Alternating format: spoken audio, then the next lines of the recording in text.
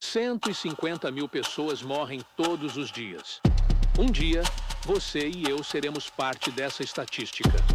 Mas aqui está a grande pergunta: o que acontece com nós quando morremos? As pessoas têm muitas respostas. Algumas dizem céu, outras dizem inferno. Outras falam sobre purgatória ou sonho de alma. Mas a verdadeira resposta se encontra na única fonte de verdade absoluta: a Bíblia. Isso não é apenas uma questão de curiosidade, é uma questão de eternidade. Então, hoje, vamos abrir a Palavra de Deus e explorar esse tópico crucial. Aulas número 1. O que é a morte e o que não é a morte. A morte é algo que todos devemos enfrentar. Ainda assim, para os crentes, não é um evento assustador ou desesperado. Como Paul escreveu em Filipianos 121. Para mim, viver é Cristo e morrer é ganho. A morte não é um fim, mas uma transição, um portão para algo muito maior. Marca o momento em que deixamos este mundo quebrado, temporário, e entramos na presença gloriosa de Deus. A confiança de Paul sobre a morte é baseada em seu entendimento sobre o que acontece depois. Em 2 Coríntios 5,8, ele nos assura: sim, nós somos de boa coragem e gostaríamos de estar longe do corpo e em casa com o Senhor. Para os cristianos, a morte significa ir para casa com o Senhor. Este mundo, com sua dor e sofrimento, não é nosso abrigo permanente. Revelação 21,4 promete que no céu ele limpará cada lágrima de seus olhos e a morte não haverá mais. Nem haverá mais choração, nem chorar, nem dor.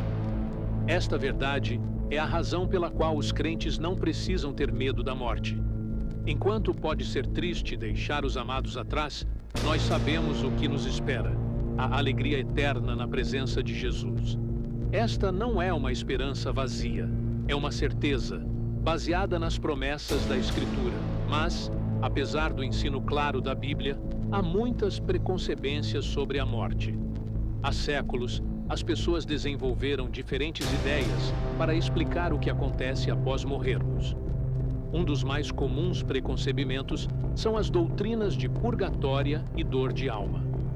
A ideia de purgatória vem da tradição e de algumas fontes não bíblicas, como o livro apócrifo de 2 Macabes. Neste texto, Judas Macabeus pega uma coleção para oferecer uma oferta de pecado em nome dos soldados que morreram, acreditando que este ato ajudaria os mortos a serem perdidos.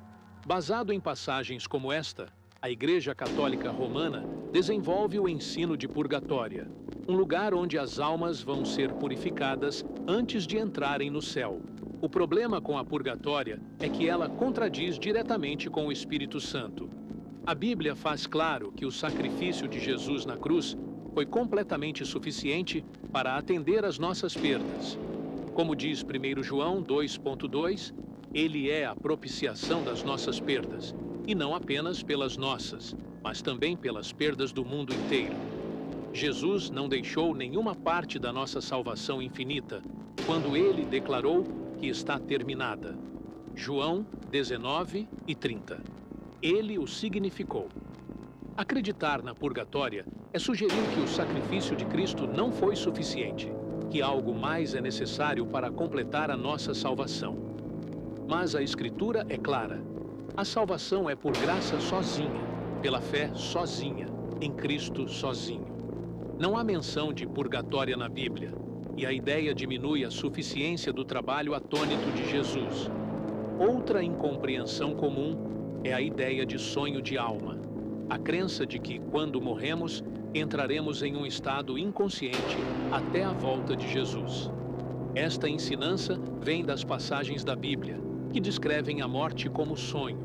Por exemplo, em João 11,11, Jesus diz: nosso amigo Lázaro caiu do sonho, mas eu vou o despertar. Primeiramente, seus discípulos acham que ele significa sonho literal, mas Jesus clarifica: Lázaro morreu. Então, por que a Bíblia descreve a morte como sonho? É uma metáfora. Justo como o sonho é temporário, a morte também é para os crentes.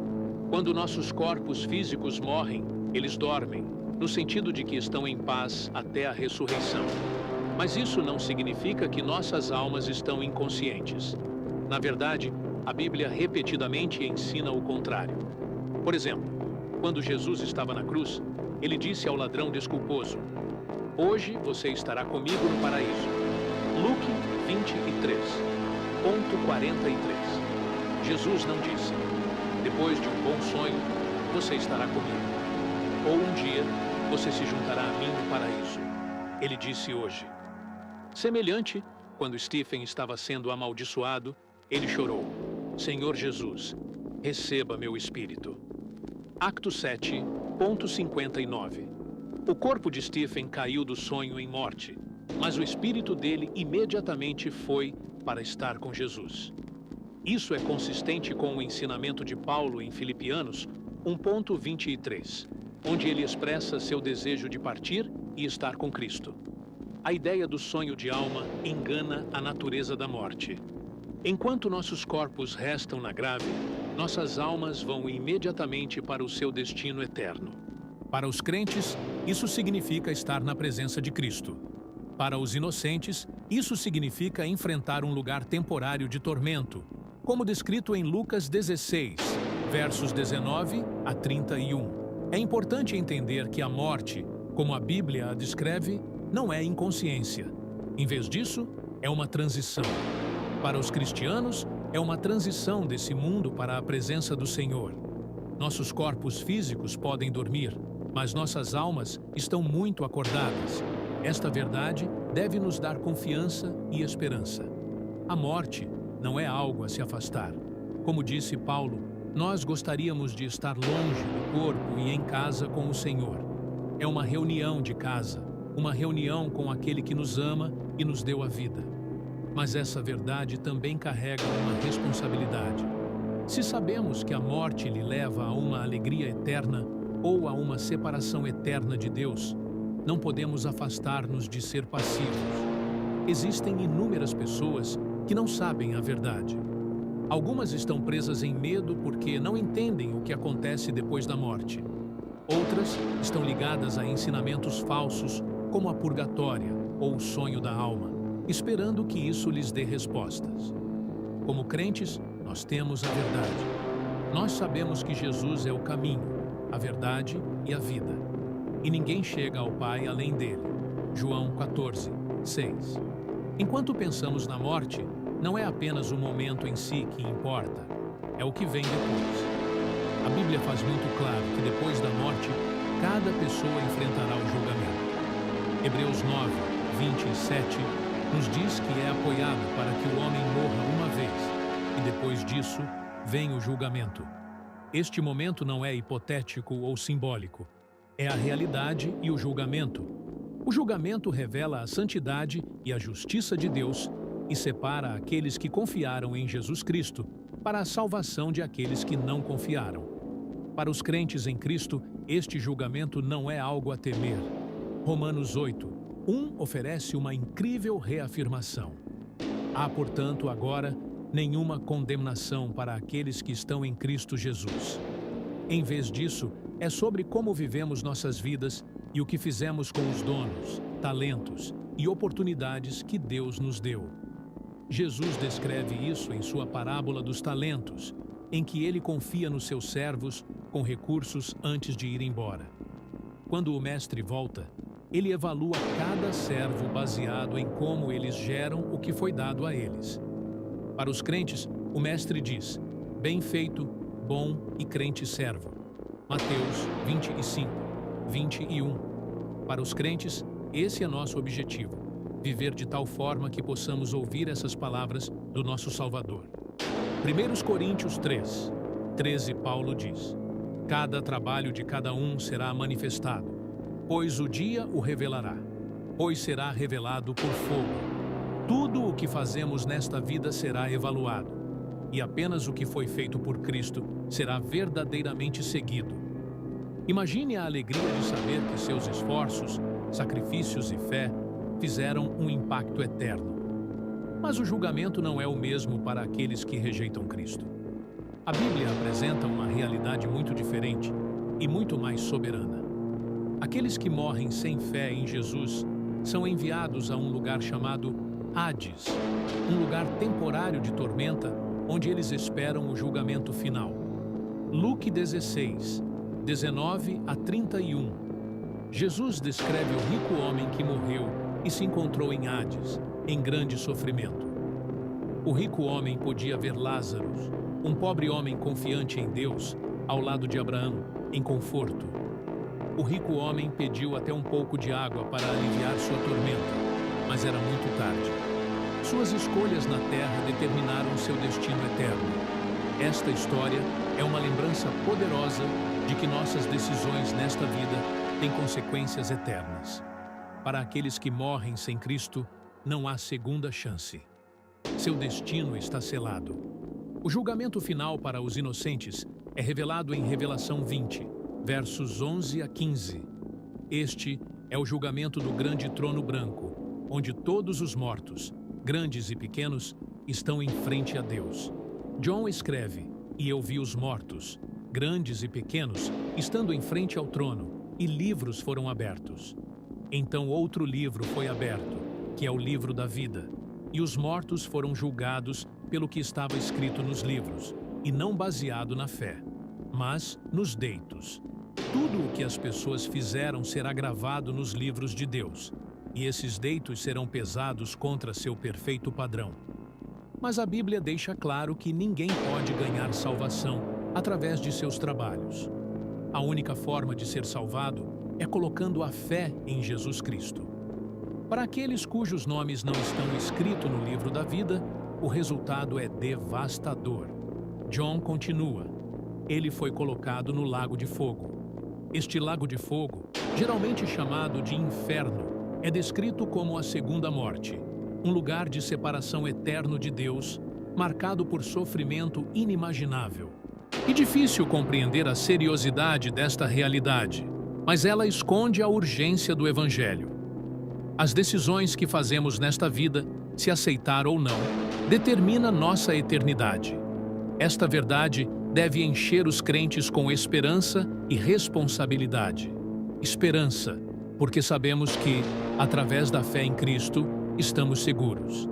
Responsabilidade, porque há inúmeras pessoas ao nosso redor que ainda não conhecem esta verdade. Como Paul disse em Romanos 10:14, como então eles irão chamar a Ele em quem eles não acreditam? E como eles irão acreditar em Ele de quem eles nunca ouviram? Os preços não poderiam ser mais altos. A Bíblia faz claro que o julgamento está vindo para todos e a eternidade está no equilíbrio. Para os crentes, é um momento de recompensa e confirmação. Para os inocentes, é um momento de perda inimaginável. Sabendo disso, não podemos ficar silenciados. Temos que compartilhar a esperança de Jesus Cristo com um mundo que desesperadamente o precisa. Lição número 3. O que acontece imediatamente após a morte? O que acontece no momento em que tomamos o último respiro? Para muitos, esta questão é cheia de incerteza e até medo. Mas, para os cristãos, a Bíblia nos dá uma resposta clara e confortante. No momento em que morremos, nossa alma vai diretamente para estar com Jesus. A morte pode marcar nosso tempo na terra, mas não termina nossa relação com Deus. Na verdade, é o momento em que finalmente vemos Ele face a face. Quando Jesus foi crucificado, Ele falou à criatura na cruz que tinha expressado a fé em Ele. Em Luke 23:43, Jesus disse: "Realmente digo a você, hoje você estará comigo no paraíso." Este simples, mas profundo afirmação de Deus elimina a confusão sobre o que acontece com a alma de um cristão após a morte. Jesus não disse à criatura: "Algum dia você estará comigo", ou depois de um tempo, "você verá eu." Ele disse hoje. A fé da criatura trouxe-lhe a confiança que assim que sua vida na terra terminasse, ele estaria com Cristo no paraíso. Esta mesma promessa se aplica a todos os cristãos. Não há um período de espera inconsciente. Quando morremos, nossa alma imediatamente entra na presença de Deus. Você pode ter notado que a Bíblia geralmente usa o termo dormir para descrever a morte. Por exemplo, quando Jesus ouviu sobre a morte de seu amigo Lazaros, ele disse: "Nosso amigo Lazaros está dormindo, mas eu vou levantá-lo." João 11:11. Seus discípulos se enganaram que Jesus estava literalmente dormindo. Jesus então clarificou: Lazaros morreu. João 11:14. Esta língua de dormir não é para implicar a inconsciência, mas reflete a natureza temporária da morte física. Para os cristãos, apenas quando acordamos do sonho, também nossos corpos acordarão quando Cristo volta e os levanta em glória. É importante reconhecer que enquanto o corpo dorme, o corpo está consciente. Paulo escreve em 2 Coríntios 5:8: "Nós temos coragem boa e gostaríamos de estar longe do corpo e em casa com o Senhor." Aqui, Paulo confirma que quando um crente morre, sua alma imediatamente partiu do corpo para estar com o Senhor. Esta separação é temporária, mas é real. O corpo permanece na terra enquanto a alma entra na presença de Deus. Nós vemos isto novamente com Stephen, o primeiro martírio da fé cristã, enquanto Stephen estava morto de pedra. Atos 7, versos 55 a 60, nos diz que ele olhou e viu a glória de Deus e Jesus estando na mão direita de Deus. Em seu último momento, Stephen gritou: "Senhor Jesus, receba meu espírito." Seu corpo caiu sem vida para o chão, mas a verdade traz uma paz incrível. A morte não significa o fim da nossa existência, nem significa um período de espera inconsciente. É uma transição, uma volta para casa. Morrer é deixar de trás as lutas e as quebradas deste mundo e entrar na presença do Senhor, onde há plenitude de alegria e paz para sempre. Mas o que acontece com nossos corpos? O que acontece com a parte física de nós? A Bíblia ensina que nossos corpos retornam à madeira da qual eles foram feitos. Gênesis 3, verso 19, nos lembra: "Pois tu és madeira, e à madeira retornarás." Esta é a consequência natural de viver em um mundo caído. Mas a história não termina lá. Enquanto nossos corpos terrestres se desmoronam, eles não são perdidos para sempre. No retorno de Cristo, Deus levantará nossos corpos e transformará-los em algo novo. Filipianos 3, versos 20 a 21 diz: "Mas nossa cidadania está no céu, e daquilo esperamos um Senhor, o Senhor Jesus Cristo, que transformará nosso corpo caído para ser como seu corpo glorioso. Nossos corpos ressuscitados serão eternos, imperdíveis e perfeitamente sujados para a vida no novo céu e na nova terra." Nos Coríntios 15, versos 42 a 44 explica assim: "O que é sujado é imperdível, o que é levantado é imperdível, é sujado em desonra, é levantado em glória, é sujado em fraqueza, é levantado em poder, é sujado um corpo natural, é levantado um corpo espiritual." Isto significa que, enquanto nossos corpos atuais são frágeis e subjetos à destruição, nossos corpos ressuscitados serão gloriosos e imperdíveis, como o próprio corpo ressuscitado de Jesus. A separação de corpo e alma é apenas temporária. Quando Cristo retorna, eles serão reunidos e nós viveremos para sempre na presença de Deus. Para os crentes, esta verdade nos filtra com esperança e assurância. A morte não é o fim, é o começo da alegria eterna. Mas para os crentes, a Bíblia apresenta uma imagem muito diferente. Aqueles que rejeitam Cristo não vão para o paraíso, mas, em vez disso, para um lugar de tormento chamado Hades, onde eles esperam o julgamento final. Não há segunda chance após morrermos. Para os crentes, isso significa alegria imediata na presença de Cristo. Para os inocentes, significa a separação imediata de Deus e a sofrimento em Hades. Lição número 4. Nosso futuro eterno em Cristo. A Bíblia não apenas nos diz o que acontece imediatamente após morrermos, mas também nos dá uma visão emocionante do que está em frente para a eternidade. Para os crentes, a história não acaba com a alma que vai estar com Cristo após a morte.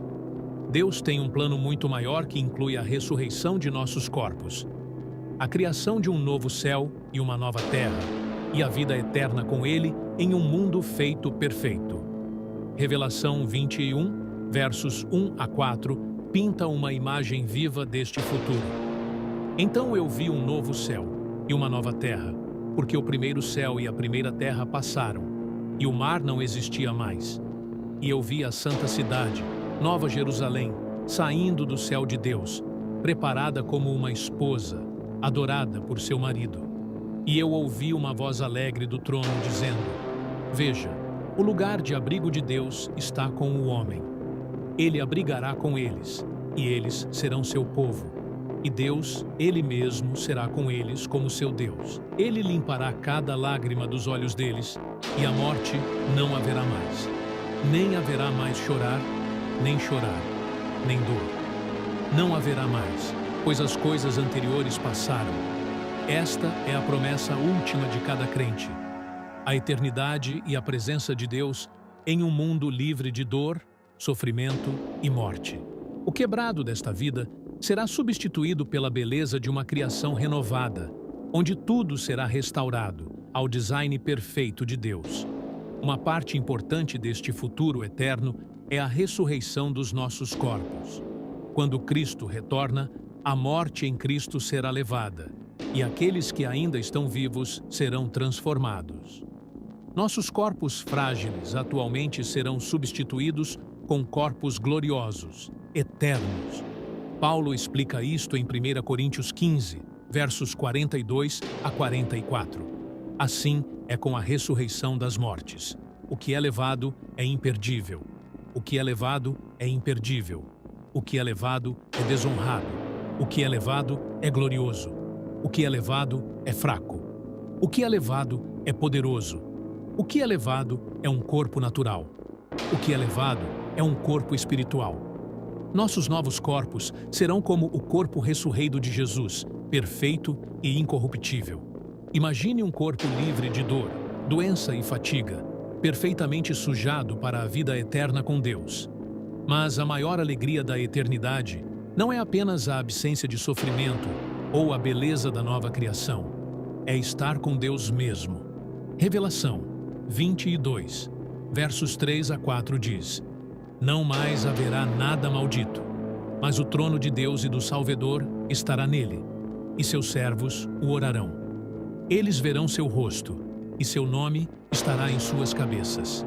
Pela primeira vez, veremos Deus de cara a cara, e aproveitaremos uma amizade inestrutível com Ele para sempre. Este futuro glorioso é a esperança e a assurância dos crentes. É o que nos sustenta através dos testes desta vida e nos lembra que o melhor ainda está por vir. A morte não é o fim, é o começo da eternidade em um mundo perfeito com nosso Salvador. Mas esta mesma eternidade também esconde a urgência do Evangelho. Enquanto os crentes gostarão de uma alegria permanente com Deus, aqueles que rejeitam Cristo enfrentam uma separação eterna. Revelação 20, versos 15, diz: Se o nome de qualquer um não for encontrado, escrito no livro da vida, ele foi jogado no lago de fogo. Esta não é uma verdade fácil, mas é uma que não podemos ignorar. A realidade da eternidade deve nos motivar a viver por Cristo agora. Deve nos inspirar a compartilhar o Evangelho alegremente, a amar os outros sem esperança e a esperar o dia em que ouviremos Jesus dizer: Bem feito, bom e fiel servo. Mateus 25, 21.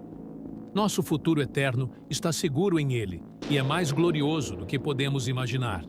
Para aqueles que confiam em Jesus, a morte não é o fim. É o começo da alegria eterna na presença de Deus. Ao mesmo tempo, esta verdade nos lembra da urgência de compartilhar o Evangelho. Há tantos que ainda não conhecem Jesus ou que estão incertos sobre a eternidade deles.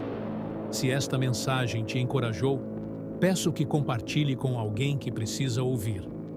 Juntos, podemos trazer a esperança de Cristo a um mundo que desesperadamente o precisa.